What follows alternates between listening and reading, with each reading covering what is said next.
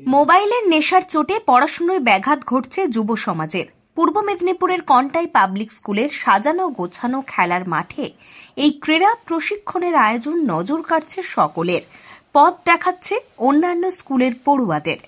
Contai public স্কুলের প্রধান শিক্ষক সমরেন্দ্রনাথ দাস ও কাঁথি প্রভাত কুমার কলেজের অধ্যাপক ডক্টর মধুসূদন হাজরার উদ্যোগে এমন অভিনব খেলাধুলোর আয়োজন করা হয়েছে।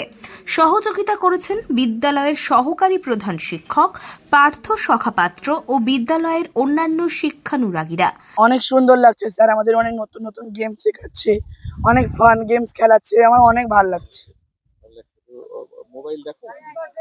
আমি স্যার মাঝে মাঝে দেখি, বাট এখন যে আজকে মনে হয় 3 দিন হলো ক্যাম্পের, আর এখন মোবাইল দেখতে ভালো লাগে না, এখন বাইরে গেলে খেলতেই ভালো লাগে।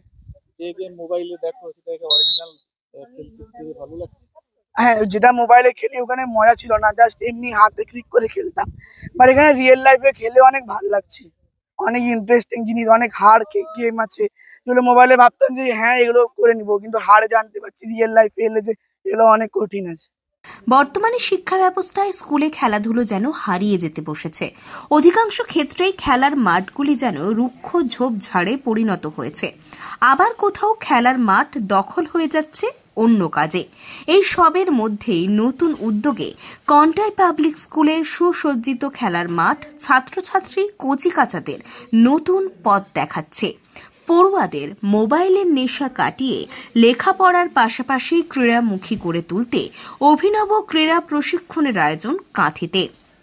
অফকোর্স প্রচুর ভালো লাগছে। আমরা অনেকেই এখানে মাঠে আমরা টাইম পাই না, বিকেল বেলা যেই টাইমে আমাদের প্র্যাকটিসের জন্য ডেকে থাকে সেই টাইমে আমরা টিউশনের জন্য আসতে পারি না, কিন্তু এই যে ছুটির টাইমটা এত যে আমরা একটা এক্সামের পরে যে একটা ব্রেক পেলাম, অনেকেরই ছুটি পাইনি, অনেকে ঘুরতে যেতে পারেনি, সেখানে এই যে একটা ব্রেক পেলাম, এটা একটা প্রচুর বড় রিফ্রেশমেন্ট হলো আমাদের জন্য।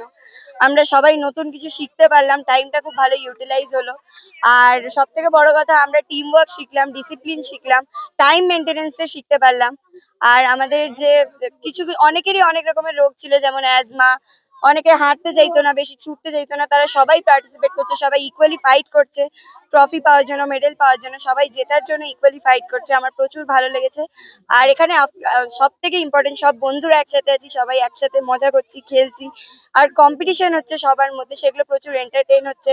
একে অপরকে চিয়ার করতে পারছি, অন্য টিমকে চিয়ার করতে পারছি, যখন দেখছি নিজেদের ফ্রেন্ডসরা এত ভালো করে খেলছে সেটাও খুব ভালো লাগছে, প্রচন্ড ভালো লাগছে এখানে। আর এটা সব পসিবল হয়েছে আমাদের ক্যাম্প ইনচার্জ স্যারের জন্য।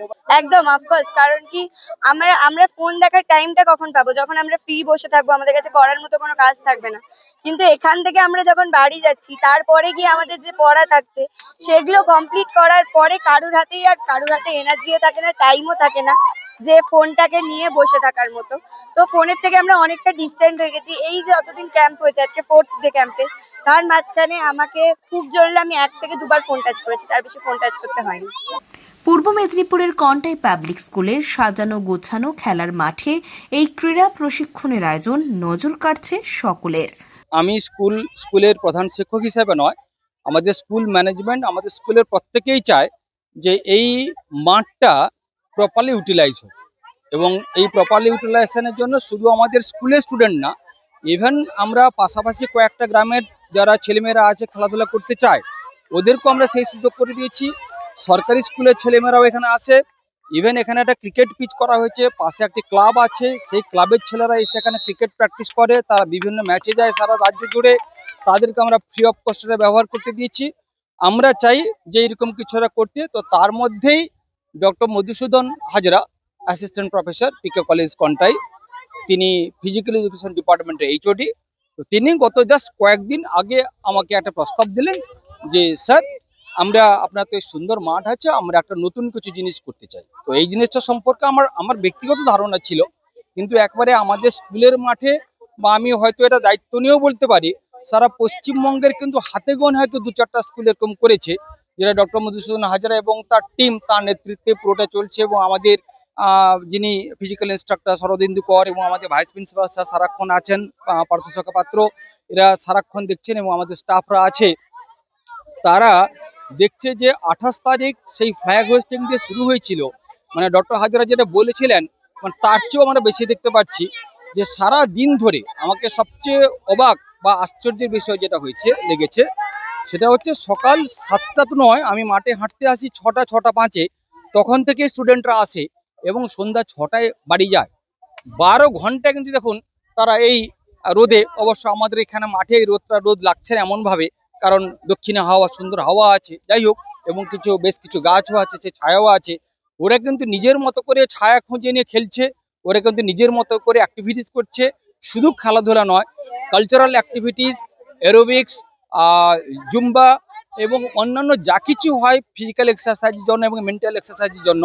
এবং আমি দায়িত্ব নিয়ে বলতে পারি, আমি রিপোর্টও নিয়েছি প্যারেন্টদের কাছ থেকে, যারা এখানে যোগদান করেছে তারা এই কদিন মোবাইল ব্যবহার করার সুযোগ পাচ্ছে না, মানে ওদের সময় হচ্ছে না মোবাইল ব্যবহার করা। সকাল 6টা থেকে সন্ধ্যা 6টা এখান থেকে পরিশ্রান্ত হয়ে গেল, তারপরে ঘুমিয়ে পড়লেও পরের দিন সকালে আবার আসতে হবে। পুলক বেরার রিপোর্ট, খবর বিসিবিএস।